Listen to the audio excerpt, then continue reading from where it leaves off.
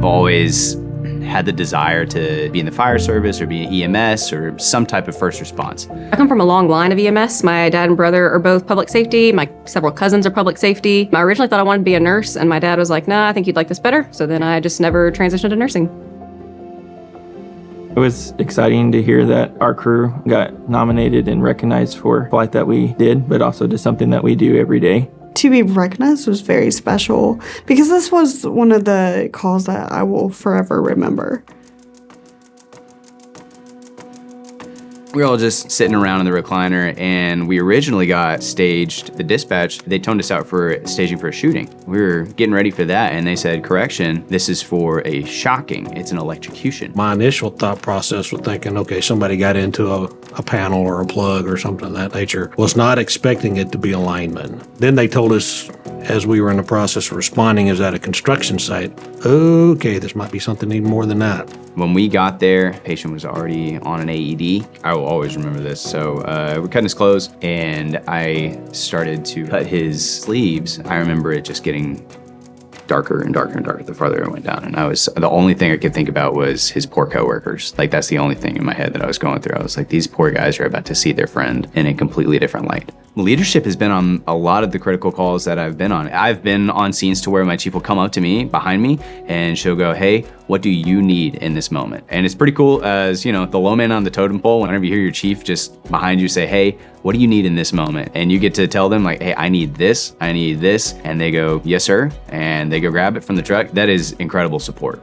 One of the first things that I noticed were multiple AEDs out. We dispatch had advised that CPR had been done when we arrived. The patient did have a pulse. I instantly recognized that, hey, his coworkers, they stepped up. They did those life-saving CPR and AED placement to help him. So I was very impressed by their quick action. Those guys, what they did on scene probably did and saved his life ultimately before we ever got there. Without them starting that initial work, then it doesn't end up like it is. Whatever training those guys had kicked in and went into play, and it worked flawlessly to get him to where he was. Not our expectations coming up on that scene. We thought, okay, this is just somebody we're going to work and it's going to be done. But when we got there and we realized, wait a minute, this is totally different.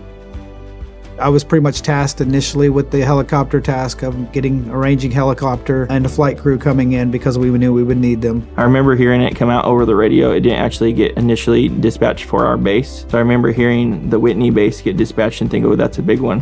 And then about 8 minutes later, it rolled over to us. And so we jumped up and started heading this way. When we got on scene, I remember all of his coworkers. They were beside the ambulance, kind of in a line. So me and Alex Baker, we jumped out with both of our bags and we went into the back of the ambulance. Hamilton EMS had already done all the hard stuff, really.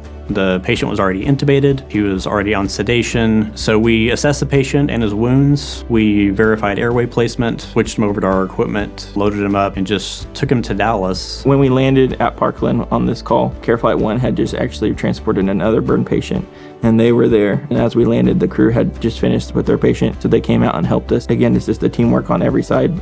But there we were, like 18 stories high on Parkland, and we had help when we got there too. So that was cool to see the teamwork not only on this side, but on the other side that most people probably don't even know about. I want the crew to be recognized for the job that they did. You know, they come to work every day and do this job, which traditionally is a thankless job. I'm glad that they get the opportunity to get the recognition that they deserved for doing the job they do every day. I wish we could recognize them for every call and every save they get. Actually, it's the first time I've ever actually been recognized like this in this fashion. I'm happy and gratified just to be able to do this job, but it is an especially good feeling to be recognized.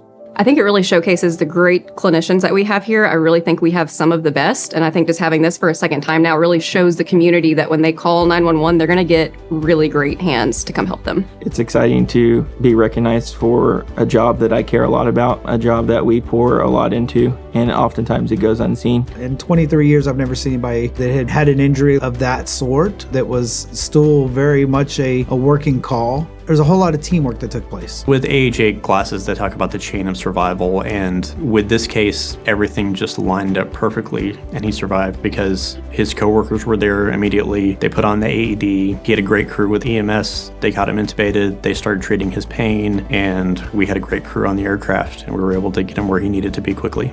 You just can't beat that. You really can't beat that. When you have the right people at the right time, on the right call, this is the kind of outcome that you get. I've been following a trail on Facebook that his wife's been posting, and it's just, these calls are rare, especially the outcomes. So when you get that kind of outcome, I cherish it. I keep track of it. Hey, this is cool. This is what we did to get this guy to this point. To be able to see that he's recovering, to be able to see that he is able to speak and is making leaps and bounds with his recovery, it helps me know that I did the right thing.